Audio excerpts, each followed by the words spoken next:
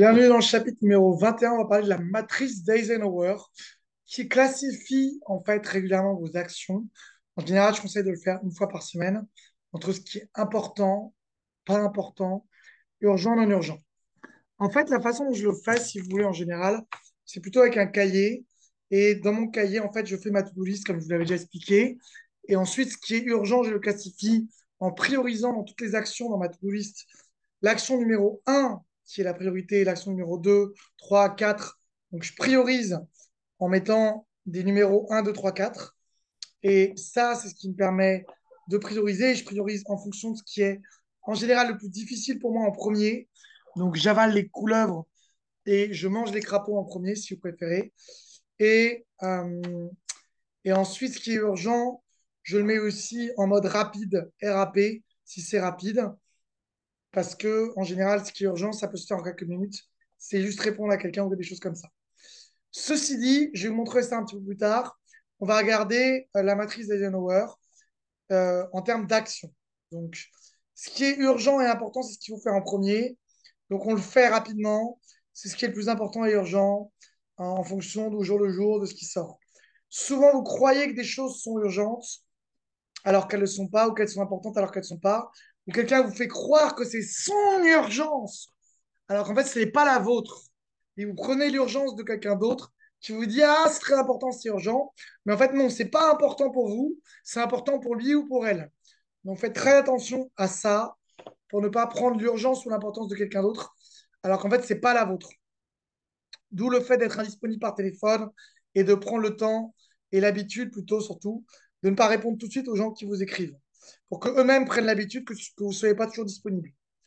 Ensuite, ce qui est important mais pas urgent, vous devez décider quand est-ce que vous le faites. Donc, mettre dans votre agenda en général, planifier des temps où vous pouvez le faire et planifier des temps incompressibles.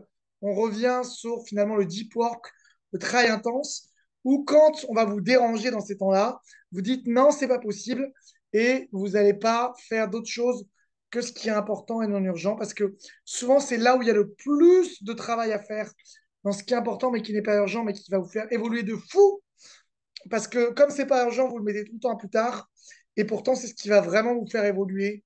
Donc ce qui est important mais pas urgent, c'est vraiment, vraiment, vraiment là où vous devez vous mettre votre focus.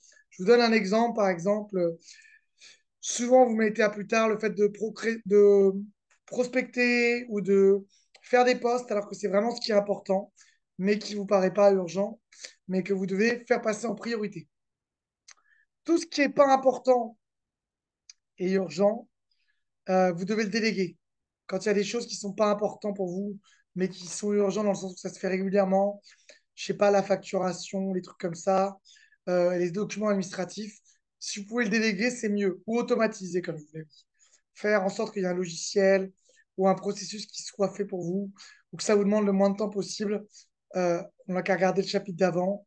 Donc déjà, c'était la partie déléguer, automatiser, lister combien de temps ça vous prend, la tâche, faire un process et ensuite l'automatiser ou le déléguer. Donc ça, c'est vraiment important. Et on va revenir sur notre slide. Ensuite, tout ce qui n'est pas important et pas urgent, virez-le. Quand il y a un truc qui revient régulièrement dans votre to-do list et que vous ne le faites pas, c'est parce que ça n'a aucun sens pour vous. Et en plus, ce n'est pas une urgence. Donc, c'est un truc que vous êtes mis en plus pour histoire de faire quelque chose.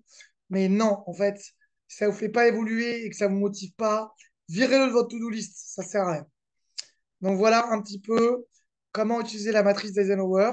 Moi, je vous conseille toutes les semaines de vous poser la question, qu'est-ce qui était urgent et important cette semaine? Qu'est-ce qui n'était pas important et pourtant urgent que vous avez pris alors que ce n'était pas votre but? Qu'est-ce qui n'était pas important et pas urgent que vous avez fait?